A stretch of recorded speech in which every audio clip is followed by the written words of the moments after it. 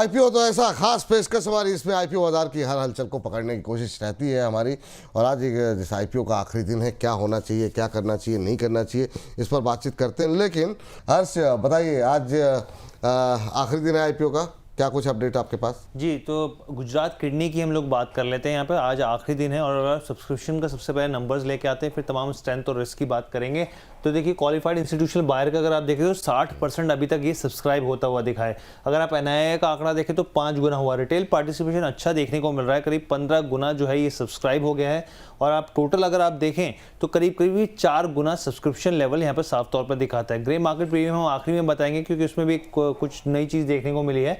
लेकिन अगर हम लोग यहाँ पे सबसे बड़ी स्ट्रेंथ की बात करते हैं कि कंपनी करती क्या है यहाँ पर, और आप देखिए हॉस्पिटल चेन है यहाँ पर, और अगर हम लोग यहाँ पर लेके आए तो देखिए सबसे बड़ी स्ट्रेंथ की बात करते हैं, रोबस्ट ग्रोथ है यहाँ पर। क्यों है? तो आप चाहे इसका FY25 के हिसाब से भी देखें, यहाँ पर रेवेन्यू के मोर्चे पे देख लीजिए, आप कामकाजी मुनाफा एबिटा के मोर्चे पे देख लीजिए, नेट प्रॉफिट के मोर्चे पे देख लीजिए, सब जगह पे बहुत ही अच्छा परसेंटेज के हिसाब से देखने को मिल रही है। यहाँ पे मार्जिन में आप देखिए, मार्जिन में लगातार सुधार देखने को मिल रहा है। अगर आप यहाँ पे देखें तो आप Q1 के FY26 के हिसाब से देखें तो मार्जिन में बहुत तेजी से बढ़त देखने को मिल रही है यहाँ पे। और अगर आप ये देखिए FY23 की अगर हम लोग बात करें यहाँ पर, तो उसमें भी देखिए उसके बाद से काफ़ी ज़्यादा सुधार देखने को मिला है। स्ट्रॉन्ग रिटर्न इन मैट्रिक्स के हिसाब से भी देखें तो यहाँ पे काफ़ी अच्छे रिटर्न मिलते हुए देखें। FY23 में अगर आप रिटर्न ऑन इक्विटी देखें तो वो नेगेटिव था और वहाँ से जंप मार कर FY26 में 36% तक आते हुए दिखा है। रिटर्न ऑन कैपिटल एम्प्लॉयड भी काफ़ी बेहतर हुआ है। अगर हम लोग यहाँ पे थोड़ा सा रिस्क की बात कर लें, यहाँ पे रिस्क क्योंकि यहाँ पे समझना बहुत ज़रूरी है। जियो पॉलिटिकल कंसंट्रेशन, हम सब जानते हैं कि जो पूरी हॉस्पिटल चेन है गुजरात बेस्ड और खास तौर पे वडोदरा के ऊपर है, तो जो सेंट्रल गुजरात है वहाँ पर ही सबसे ज़्यादा फोकस है और दूसरे राज्यों में नहीं फैला हुआ। तो ये एक तो ज्योग्राफिकल कंसंट्रेशन रिस्क हो गया। दूसरा हॉस्पिटल एक्सपेंशन रिस्क। देखिए, हम सब जानते हैं यहाँ पे कंपनी एक्सपेंशन करती है, उसमें कोई बुराई नहीं होती, लेकिन एक्सपेंशन किस आधार पर किया जा रहा है यहाँ पे और कितनी जल्दी उसको प्रॉफिटेबिलिटी में बदला जाएगा, ये एक बड़ी चीज़ होती है।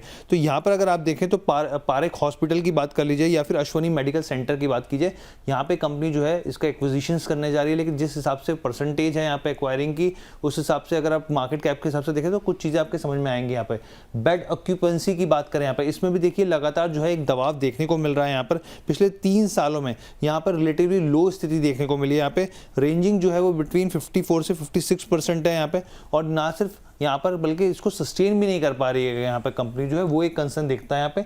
Limited experience of the greenfield projects, क्योंकि कंपनी के पास एक्सपीरियंस जो अस्पतालों को बनाने की, उसको प्रोजेक्ट्स को तैयार करने की वो कम है। कंस्ट्रक्शन देरी कई बार देखने को मिली, कई बार इस पर लागत बढ़ती हुई दिखी, तो वो एक कंसर्न है यहाँ पर। लीज होल्ड प्रॉपर्टी रिस्क, यहाँ पर एक और चीज़ निकल के आती है, कई अस्पताल जो है इनके लीज पर हैं, तो वो एक चीज़ है जो रेवेन्यू के ऊपर सीधा इम्पैक्ट करता हुआ दिख सकता है। आगे बढ़ते हैं हम लोग यहाँ पर, इसके फाइनेंशियल्स को टटोल लेते हैं। आप देखिए 2023, 24, 25 आंकड़ा लेकर आए हैं। अगर 24-25 से कंपेयर करना शुरू करें तो कमाई में आप देखिए 5.5 करोड़ थी, 40 करोड़ के आसपास के उसके बल्कि पार निकलती हुई दिखी, तो 600-650% का जंप यहाँ दिखता है। प्रॉफिट आफ्टर टैक्स की बात करें 2024 से अगर 25 में कंपेयर करें, अच्छा जंप 23 के देखने को मिला, फिर 24 में भी 400% से ज़्यादा का जंप यहाँ दिखता है। एबिटा में देखिए लगातार बढ़ोतरी देखने को मिल रही है, लेकिन जो बोरोइंग है वो भी उस हिसाब से बढ़ती हुई, गुना जो है 2x के हिसाब से देखें तो बढ़ती हुई दिख रही है। ग्रे मार्केट प्रीमियम क्या कह रहा है? 3 दिन का ग्रे मार्केट प्रीमियम हम लोग लेकर आए हैं लगातार। आप ये देखिए 22 तारीख को ये 4 रुपये था, 3.5% की अपसाइड दिखा रहा था।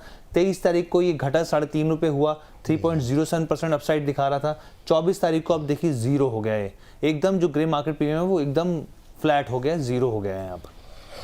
तो ग्रे मार्केट में अभी फिलहाल के लिए कोई आकर्षण बचा नहीं है, लेकिन क्या कंपनी के फंडामेंटल, कंपनी के वैल्यूएशन ऐसे हैं कि इसमें निवेश किया जा सकता है? इसके लिए चलते हैं सीधे रवि जी के पास। रवि सर, क्या सलाह रहेगी आपकी गुजरात किडनी को लेकर के? क्या पैसे लगाने लायक है या नहीं है? आज आखिरी दिन है। देखिए, बहुत अच्छे से यहाँ पर हर्ष ने बताई, पूरी डिटेल को आपने समझा, प्राइस बैंड जो है वो भी आपने देख लिया।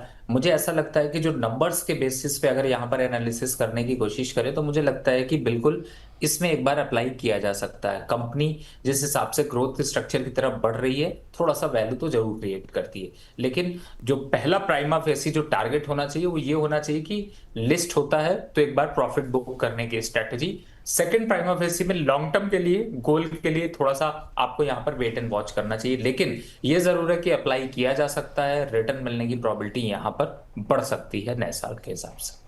चलिए, तो ये बात गुजरात किडनी सर, लेकिन यहाँ पे मतलब जो ट्रेडर हैं, जो लिस्टिंग इन वाले हैं, उनको कुछ मिलने की संभावनाएं दिखाई दे रही हैं, जिस तरीके से हम देख रहे हैं कि जीएमपी घटता हुआ दिखाई दे रहा है।